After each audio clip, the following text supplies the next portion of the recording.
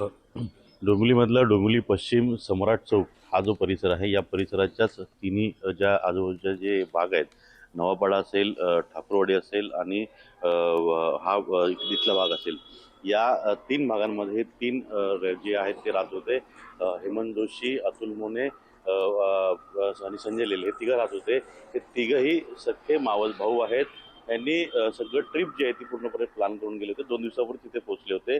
मी आता डोंबिवली पश्चिम मधल्या अतुल मोने यांच्या श्रीराम अचल या सोसायटीच्या बाहेर आहे. रात्री इथं जे आहेत ती बरीचशी त्यांचे नातेवाईक असतील किंवा सरकारी कर्मचारी अधिकारी जे आहेत ते इथे आले होते. त्यांच्याकडून संपूर्ण माहिती घेतलेली आहे. त्यांचा मुलगा जे आहेत अतुल मोने जे आहेत ते संपूर्ण फॅमिली सहित इथून गेलेले आहेत आणि संजय लेले यांचे फॅमिलीतले काही लोक जे आहेत ते इथं होते. त्याचबरोबरीनं यांचे जे परिवार लोक आहेत, जे परिवारातली काही मंडळी जी आहेत ही डोंबिवली जातात, नातेवाईक जे आहेत त्यांना ते आज सकाळी 6:30च्या फ्लाईटने जे श्रीनगर आहे, ज्या ठिकाणी मिलिटरी हॉस्पिटल आहे तिथं रवाना झालेले आहेत. तिथून हे सगळे जे ज्यांचा मृत्यू झालेला आहे किंवा जे जखमी आहेत त्या सर्वांची माहिती घेऊन त्यांना इथे एअरलिफ्ट करून पुन्हा डोंबिवलीमध्ये आणलं जाणार आहे. साधारणपणे 3 वाजता या तिघांचेही मृतदेह त्यांच्या नातेवाईकांसह इथं आणले जातील असं सांगितलं जाते. या तिघांसोबत त्यांची 2 मुलं आणि त्याचबरोबरीनं त्या तिघांच्याही पत्नी या सगळ्या घटनेमध्ये प्रत्यक्ष साक्षीदार आहेत. त्या ठिकाणी त्यांनी सगळी घटना त्यांच्या डोळ्यांनी पाहिलेली आहे आणि ह्या सगळ्या याच्यामध्ये त्यांचं जबाब झाल्यानंतर आता पुढची प्रक्रिया जी आहे ती पूर्ण करून लवकरात लवकर त्याला डोंबिवलीत एअरलिफ्ट करून आणलं जाईल. पण हा संपूर्ण जो सम्राट चौक परिसर आहे, डोंबिवली पश्चिम हा भाग आहे, तिथं दुःखाची ते शोककळा पसरलेली आहे. कारण का तिघही एकाच भागातील आजूबाजूला राहणारे आहेत आणि त्यामुळे डोंबिवली पश्चिममध्ये इतक्या मोठ्या प्रमाणात जी घटना घडलेली आहे आणि तिघही एकाच भागात राहणार असल्यामुळे या सगळ्या परिसरामध्ये डोंबिवली पश्चिमचा सम्राट चौक असेल किंवा ठाकूरवाडी असेल, नवापाडा असेल आणि बागशाळा मैदान, ह्या तिन्ही भागांमध्ये जी आहे ती शोककळा पसरलेली आहे.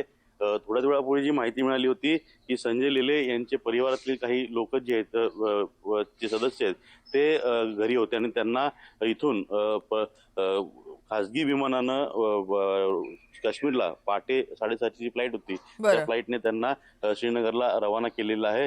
तिथून सगळी ओळख पटवून ज्या प्रक्रिया, शासकीय प्रक्रिया त्या पूर्ण करून या तिघांचे मृतदेह जे आहेत ते नातेवाईकांच्या ताब्यात दिले जातील आणि त्यांना एअरलिफ्ट करून विशेष सुविधा देऊन या ठिकाणी त्यांच्या घरी आणलं जाईल. बरं अजित, धन्यवाद या सगळ्या माहितीसाठी. आपण अपडेट घेत राहू. तर पहलगाममध्ये आपल्या कुटुंबासोबत फिरायला गेलेल्या पर्यटक असावरी जगदाळे त्यांच्या वडिलांवरती गोळीबार करण्यात आला. यामध्ये त्यांचा मृत्यू झालाय. तर त्यांच्यासोबतच असलेले कौस्तुभ गणबोटे यांचा देखील मृत्यू झाला. या भ्याड दहशतवादी हल्ल्यामध्ये पुण्यातल्या दोघांचा मृत्यू झालाय. संतोष जगदाळे आणि कौस्तुभ गणबोटे हे आपल्या परिवारासोबत पहलगाममध्ये काश्मीरमध्ये फिरायला गेले होते. हे फोटो आहेत त्यांचे. संतोष जगदाळे आणि कौस्तुभ गणबोटे आणि संतोष जगदाळेंची मुलगी असावरी जगदाळे यांनी न्यूज 18 लोकमतशी बोलताना हा सगळा प्रकार कसा नेमका घडला, काय काय घडलं, कशा पद्धतीनं त्यांच्या वडिलांना आणि त्यांच्या काकांना गोळ्या झाडण्यात आल्या, यामध्ये त्यांच्या वडिलांचा आणि काकांचा मृत्यू झाला, ही सगळी आपबीती त्यांनी न्यूज 18 लोकमतला सांगितली. तर थोड्या वेळापूर्वी असावरी जगदाळे यांच्याशी न्यूज 18 लोकमतनं संवाद साधला होता. त्या काय म्हणाल्यात ऐकूयात. अचानक व्हॅलीमधनं शूटिंग म्हणजे फायरिंगचा आवाज ऐकू येऊ लागला आम्हाला. तर आम्हाला पहिलं वाटलं की लोकल काहीतरी असणार आहे. तर तिथले जे लोकल लोक आहेत आम्ही त्यांना विचारलं की हे फायरिंग आहे का, काय वेगळं आहे. ते म्हणले की नाही, इधर शेर आता है तो गाववाले लोक बजाते, असं म्हणून ते पळायला लागले अचानक आणि खूप धावपळ व्हायला लागली. सो आम्हाला कळेना की काय झालं. मग फायरिंगचा आवाज वाढायला लागला. तर मग काही 2 टेंट्स होते जिकडे ते पेहराववाले कपडे होते. तर त्याच्या मागे आम्ही काही लोक लपलो होतो. त्यात माझे आई वडील, माझे काका काकू म्हणजे गणबोटे फॅमिली आणि आम्ही 5 जण लपलो होतो. आमच्या शेजारी एक फॅमिली होती, ते साऊथ इंडियन होते बहुतेक आणि ते पण 6-7 जण होते. 5 जण तरी असतीलच, ते पण लपले होते. आणि पलीकडच्या बाजूला पण टेंट होतं, तिकडे अनेक लोक होती. तिकडे काही काश्मीरी लोकल लोक होती आणि काही बाहेरच्या म्हणजे राज्यातून आलेली लोक होती. सो त्याच्यामध्ये काही फॅमिली ज्या आम्हाला खाली नंतर भेटल्या त्यांच्या पण सगळ्या पुरुषांना मोस्टली टार्गेट करून मारलेलं आहे.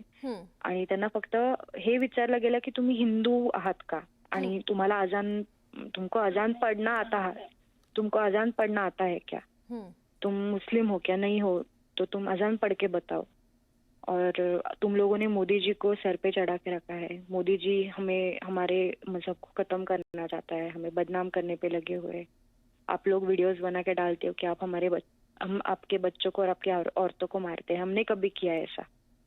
माझे वडील होते, आमच्या शेजारी माझी आई होती, ते काका काकू होते, त्यांनी माझ्या वडिलांना बाहेर बोलवलं आणि त्यांना बोलले की आप बाहर आओ चौधरी, बाहर आओ, और आप मुस्लिम नहीं हो क्या, मुस्लिम नहीं हो क्या, बताओ, अजान पढ़ के बताओ. आणि असं म्हणून त्यांना 3 गोळ्या घातल्या. एक त्यांच्या डोक्यावर लागली, एक त्यांच्या पोटात लागली आणि एक छातीवर लागली. त्याच्यानंतर कौस्तुभ गणबोटे जे माझे काका आहेत ते शेजारीच होते. ते म्हणजे फायरिंग होत होतं त्यामुळे सगळे खाली झोपले होते जमिनीवर, अर्धे बसले होते. तर त्यांना त्याच अवस्थेत गोळ्या घातल्या. आमच्या शेजारी जी फॅमिली होती त्यातल्या 2 जणांवर त्यांनी फायरिंग केलं. फक्त त्यांनी मोस्टली मुलांना, बायकांना आणि वयस्कर लोकांना काही नाही केलं. पण बाकी लोकांना पकडून ते बोलत होते आणि पकडून गोळ्या घालत होते. आणि साधारण 22-23 वर्षांची यंग मुलं असतील, खाकी कपड्यांमध्ये होते आणि त्यांनी ते मिलिटरीचे प्रिंटवाले मास्क घातलेले होते आणि ते लोक म्हणजे आले कुठून तेही कळलं नाही आणि फायरिंग करून धडाधडा लोकांना मारून ते निघून पण गेले. आणि त्या अवस्थेत आम्हाला स्वतःचा जीव वाचवायचा होता, त्याच्यामुळे आम्हाला लोकल लोक बोलत होते की आप भाग जाओ, मिलिट्री आके आपके लोगों को सेव करेगी.